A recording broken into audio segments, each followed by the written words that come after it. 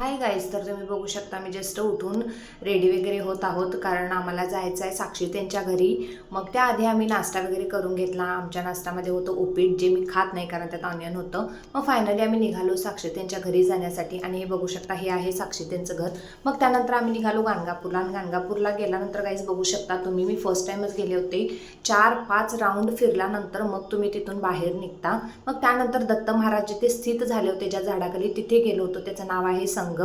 आणि तिथे गाईज पारायण वगैरे चालू होतं लोकांचं. आणि पाऊस इतका पडला होता, बघू शकता तुम्ही गाईज, पूर्ण नदी भरली आहे. आणि खूप लोकांच्या खूप इच्छा असतात, तर बघू शकता प्रत्येकाने आपली काहीतरी इच्छा इथं बांधली होती. मग त्यानंतर गाईज खूप लेट झाला होता, 3:45 वाजलेले आणि प्रत्येकाला भूक लागली होती. आणि तुम्हाला गाडीच्या स्पीडवरून समजत असेल की आम्हाला किती भूक लागली आहे. मग म्हटलं आता कोणीही काहीच बोलायचं नाही आणि माझा ब्लॉग करायची थोडी पण इच्छा नव्हती, एवढी भूक लागली होती.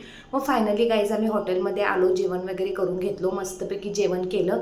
आणि मग आजचा मिनी ब्लॉग कसा वाटला हे कमेंट करा आणि पार्ट 3 नक्की बघा.